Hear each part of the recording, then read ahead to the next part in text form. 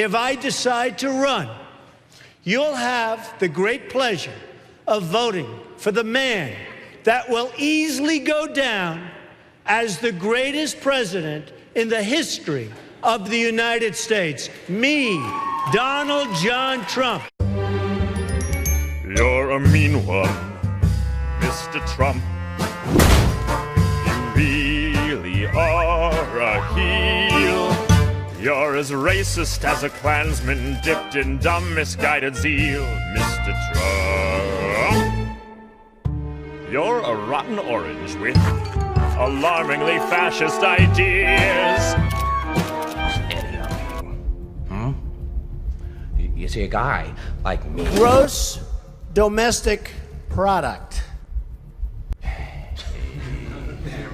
guy like me. Look, listen. I know why They just built a hotel in Syria. Can you believe this? Enough! I want to hear proposition.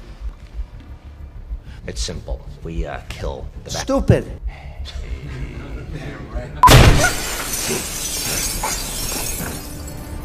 No more Merry Christmas on Starbucks. Very poor choice of words. You're a monster, Mr. Trump. You say Muslims are uncontrolled. Claim they cheered on 9/11. Now you want to ban them all, Donald Trump. He said he went after his mother with a hammer. He wanted to hit her on the head. I don't know what you're talking about. Then I tried to stab a friend of mine, but now it's changed. Holding her is dangerous. Word of this gets out, it could generate sympathy for the rebellion in the Senate. Bill, what I said, including my remarks right afterward, she said it was very unfair the way the media... She'll die before she'll tell you anything. You've known me for a long time, Bill. I do get along with people. I deal with foreign countries. I've made a lot of money dealing against China. I've made a lot of... plans are not aboard this ship, and no transmissions were made. I just released my financials, and people were amazed at how good they are. They're great. And I did something, you know, I employ thousands of people. I employ, you know, I don't know if you saw it, but the Nevada poll just came out, and it was fantastic. Good morning. Today, I'm very proud of myself. I'm a very, very strong believer in Christianity and religion, but... Don't try to frighten us with your sorcerer's ways, Lord Vader. Your sad devotion to that ancient religion has not helped you conjure up the stolen data tapes, or given you clairvoyance enough to find the rebels hidden. I deal with foreign countries. I've made a lot of money dealing against China. I've made a lot of money dealing against many other countries. I have a great relationship. In a Business Week poll, they said, who do you most prefer? You know, they talked about... Vader, release him. Guarantee you I would have had him out. Whoa! The rebels. My lord, there are so many uncharted settlements. You don't have to be a total genius to figure this out, even though I am a genius, okay? I'm more militaristic than anybody in this room, just so you understand. I'm really good at war. I love war in a certain way, but only when we win. By the way, when was the last time we won a war? I'm worth many billions. What a great honor it must be for you to honor me tonight. The border is a disaster, Bill. My lord, the field is strong enough to deflect any bombardment. I love Mexican people. I have a tremendous relationship. I also respect Mexico. But what they're doing to us in trade, first of all, they're killing us at the border. They're taking our jobs, they're taking our manufacturing, and they're taking our money. Yes, my lord.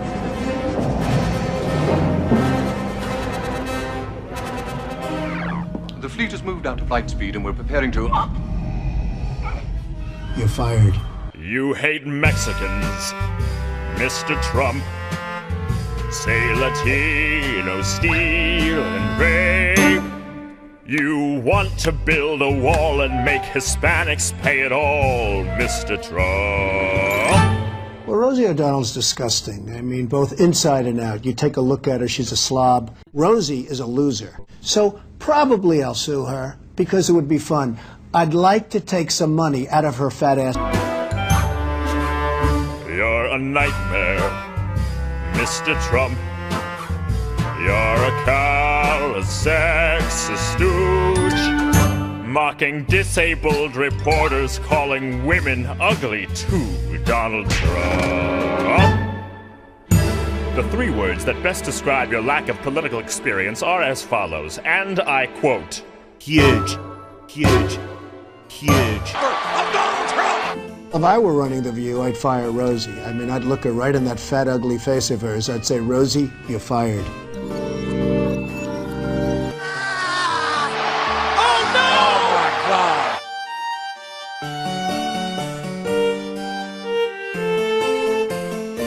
You know, you're really beautiful.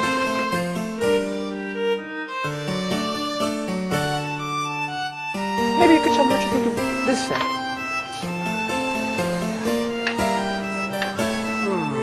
I like that.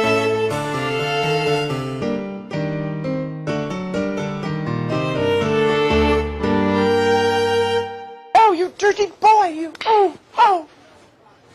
Donald, I thought you were a gentleman. I hit somebody in the face with a padlock. Then I tried to stab a friend of mine whose name was Bob. He was a friend, but now he's a member of my family. That's not true. No, it's true. That's impossible. No. It happened. All of that stuff happened.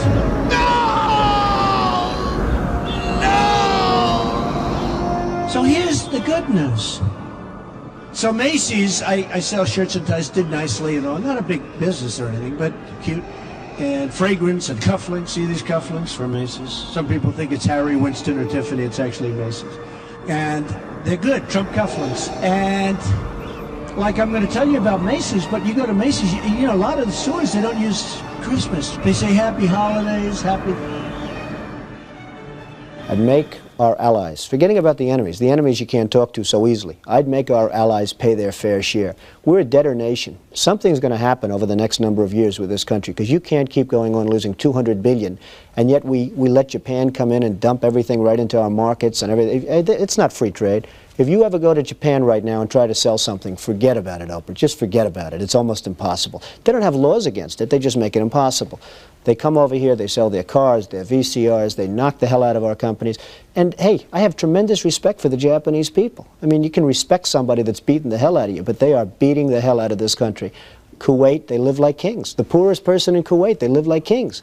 And yet they're not paying. We make it possible for them to sell their oil. Why aren't they paying us 25% of what they're making? It's a joke. This sounds like political presidential talk to me, and I know people have talked to you about whether or not you want to run. Would you ever? Probably not. You know, I just probably wouldn't do it, Oprah. I probably wouldn't, but I do get tired of seeing what's happening with this country. I would never want to rule it out totally, because I really am tired of seeing what's happening with this country, how we're really making other people live like kings, and we're not. What do you think of this year's presidential race, the way it's shaping up? Well, it's going to be very interesting. I think that probably George Bush has an advantage in terms of the election. I think that probably people would say that he's got like that little edge in terms of the incumbency, et cetera, et cetera. But I think Jesse Jackson's done himself very proud. I think Michael Dukakis has done one hell of a job. And George Bush has done a hell of a job. You know, they all went in there sort of as semi-underdogs, including George Bush, and they've all come out. I think people that are around all three of those candidates can be very proud of the jobs they've done. If I did decide to do it, I think I'd be inclined, I would say that I would have a hell of a chance of winning, because I think people, I don't know how your audience feels, but I think people are tired of seeing the United States ripped off. And I can't promise you everything, but I can tell you one thing: this country would make one hell of a lot of money from those people that for 25 years have taken advantage. It wouldn't be the way it's been, believe me. The last poll just came out, as you saw, we're leading. I think it's all about competence. It's about leadership. I really am competent. I'm going to find a general who's so good, who's so mean and so smart. I don't want just mean, I want mean and smart. You know, I know a lot of tough guys, but they're stupid. One of the magazines recently, very nice, said I'm a world-class businessman. It's true. I built a great company. I get along with everybody. We're going to build a wall. You're a mean one, Mr. Trump. This campaign you have derailed. You're an electoral fungus topped with cotton candy hair, Mr. Trump. Now famous Trump brand spans a wide variety of industries, including real estate, hospitality, entertainment, mortgages, restaurants, catering, ice cream, online travel, menswear, fragrance, golf, home furnishings, transportation, model management, vodka, and more, all developed by Trump himself. As of 2015, Donald Trump is the only presidential candidate with his own board game, unsurprisingly titled Trump the Game. Released in 1988, the Monopoly-esque game requires players to invest in real estate properties, while simultaneously attempting to bankrupt competitors. It was ultimately discontinued after dismal sales and harsh reviews. Dissatisfied with President Obama's initial candidacy, Trump was an active member of the birther movement that questioned the president's birthplace. He even went so far as to send investigators to Obama's native Hawaii to back up his accusations. Even after Obama released his birth certificate to the public in 2014, Trump continued to dismiss its legitimacy. In 2013, comedian Bill Maher jokingly accused Trump of being the son of a monkey to mock him for his obsession with Obama's birth certificate, and then offered $5 million to prove his father was not a baboon. Trump called his bluff and released his birth certificate publicly. When Maher didn't pay up, Trump sued, only to drop the charges months later. In another lawsuit, Trump railed against New York Times author Timothy O'Brien because the writer miscalculated his net worth in a book published in 2006. The book's citation claimed Trump was worth between $150 and $250 million, whereas Trump said he was worth billions. The court dismissed his lawsuit in 2009. Donald Trump's now infamous catchphrase, "You're fired," was spawned from his reality TV show The Apprentice, starting in 2004 on NBC. Acting as the host of the program, Trump proceeded to eliminate celebrity contestants in order to find a head for one of Trump's companies. Trump made a whopping $15 million for each season on the show, which was canceled after announcing his campaign for president. Trump has owned the Miss Universe organization since 1996. This program also produces the Miss USA and Miss Teen USA pageants across the country. After Trump's controversial statements regarding Mexicans in his 2016 presidential campaign, NBC parted ways with him and refused to air the pageant from that year on. Trump has authored over 50 books. His first, The Art of the Deal, was published in 1987, and Trump claims it is the #1 best-selling business book of all time. Other titles include Trump, The Best Real Estate Advice I Ever Received, 100 Top Experts Share Their Strategies, and 10 Secrets I Learned from The Apprentice. His private jet with gold trimmings, including a 24-karat gold-plated seatbelt, and includes a bedroom and room for 43 other passengers.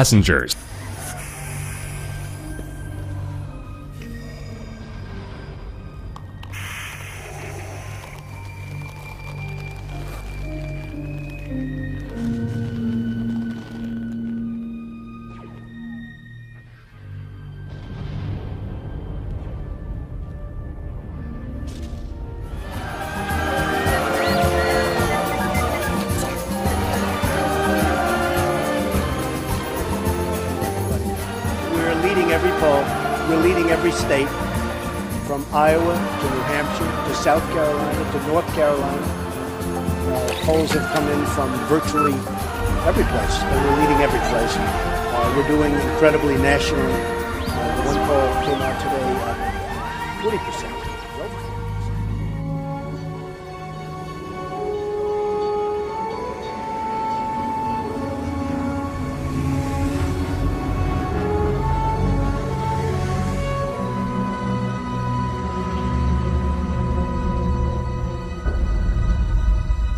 I would say that it couldn't be much worse.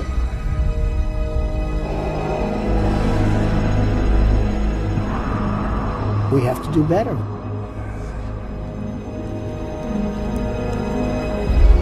We're destroying our country. People in this country are tired of losing. And they're tired of politicians. You're fired.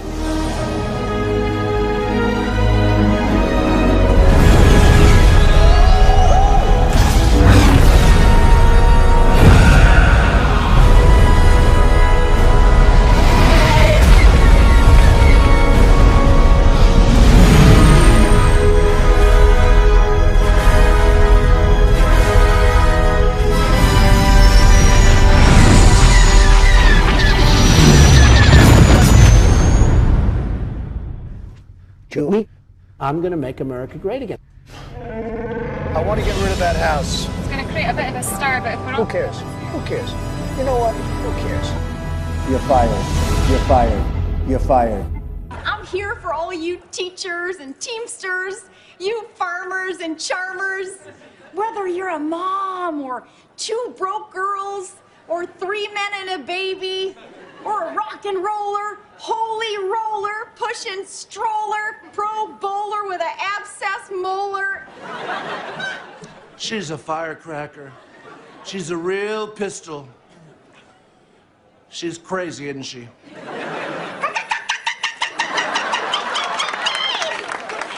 what the mainstream media is spinning. Heads are spinning. They say Trump and his trumpeters are right-winging, bitter, clinging, proud clingers of our guns, but he can kick ISIS ass because he commands fire. I hope nobody's allergic to nuts, because we got a big one here. They stomp on our necks and say, what's the big deal? Take a chill pill, Jill. But we're mad. We've been had, and we're not so glad, quoth the Lorax. God bless some of the United States of America.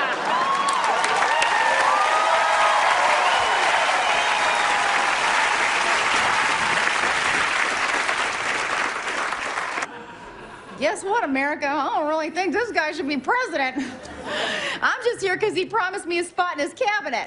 And I belong in a cabinet because I'm full of spice and I got a great rack. Please welcome the second worst tragedy ever to hit New York City. Ladies and gentlemen, Donald J. Trump. Part of the beauty of me is that I'm very rich. You, Mr. Trump, recognize that the real problem was a lack of leadership. And so ultimately you didn't blame Little John or Meatloaf. You fired Gary Busey. And these are the kind of decisions that would keep me up at night. Donald say he wants to run for president and move on into the White House. Why not? It wouldn't be the first time you pushed a black family out of their home. What has he got against you here? I don't get it. You know, this all dates back to when we were growing up together in Kenya. Yeah. And, Whether it was a political dispute, latent racism, or just plain stupidity, we can't say. But when he then tries to blackmail the president into releasing his school records via a super-duper huge ginormous announcement, well, that's the last straw.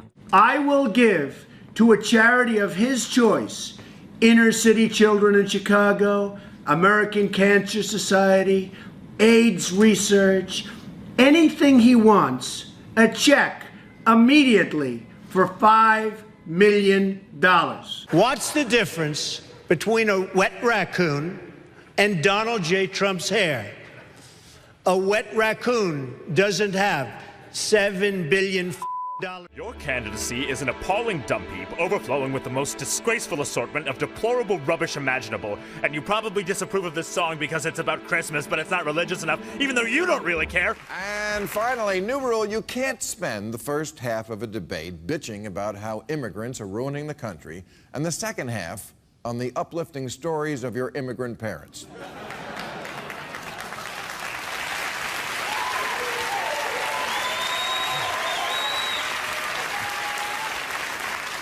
The Republicans all talk about building walls and deportations and making people learn English. And then John Kasich. My grandmother was an immigrant who could barely speak English. Ted Cruz. My father was an immigrant from Cuba who didn't speak English. Marco Rubio. My parents arrived with no money, barely speaking English. And of course, Donald Trump. My father was an orangutan from Borneo who didn't speak any English at all.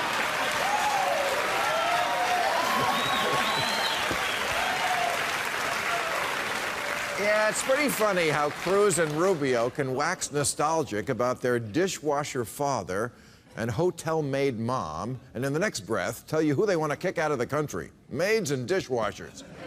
And I must say this puzzles me because while Republicans generally do lack the empathy gene, that is, the ability to see other people suffer and then make the complicated leap to, I wonder if that hurts.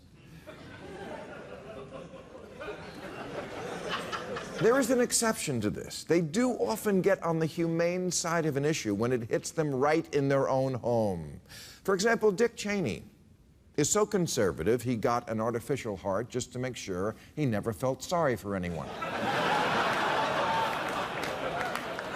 But he's a big supporter of gay marriage because he has a gay daughter and he needs to stay on her good side in case he needs a kidney.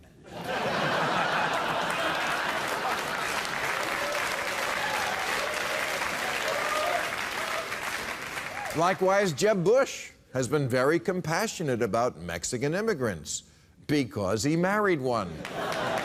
One of the good ones, I'm sure. Jeb also had a fairly enlightened drug policy because his daughter had a serious problem with cocaine. But that is the pattern. Jeb is a lockstep conservative, but enlightened on Mexicans because of the wife and cool about drugs because of the daughter.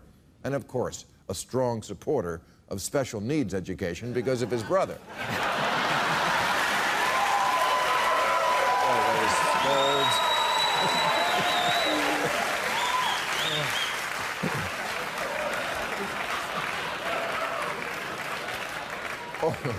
Or take the abortion issue. Dan Quayle was 100% pro-life. And then he was asked what he would do if his own daughter got pregnant, and he said, quote, "I would counsel her and talk to her and support her on whatever decision she made." Oh, I see. Your daughter gets a choice. Unwanted children are for strangers. You know, Lady Gaga sang a song at the Oscars Sunday called "Till It Happens to You." It's like that. It has to happen to them. It explains why John McCain supports every form of war ever invented, and some he just fantasizes about in the shower. But torture? No, because he was tortured by Sarah Palin.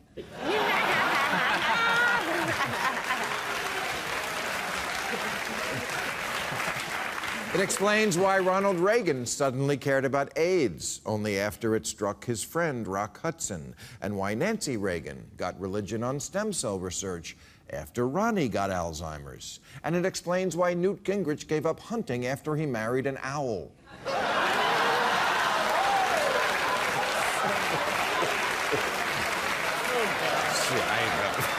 look at me to back you up.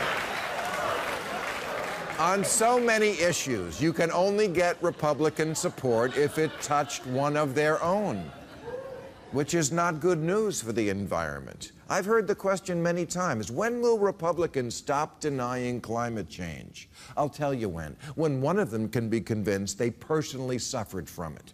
And if the gods of irony are listening, please make this happen. The oceans are dying, and all the fish in them are disappearing, which is why starving sharks swim closer to the shore now and bite more people. And I'm sorry, but one of those people has to be Chris Christie.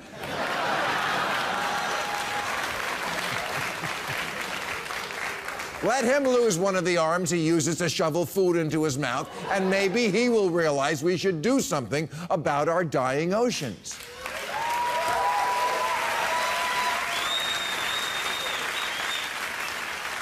John Kasich wants a moratorium on all regulations. Okay, but then please let there be some kind of mix-up with the pipes, and the only water John Kasich gets to drink from now on is from Flint, Michigan. Let James Inhofe be mauled by a disoriented polar bear. Let Rush Limbaugh get attacked by a swarm of dying bees, and the Koch brothers be swallowed up by a fracking-induced earthquake. And to slap the global warming denial out of Marco Rubio, whose own state of Florida is one of the most likely places to be inundated by rising oceans, his own home must get flooded and Marco must be swept out to sea and washed up all the way back to Cuba, where we will find out that Marco Rubio really is Elian Gonzalez.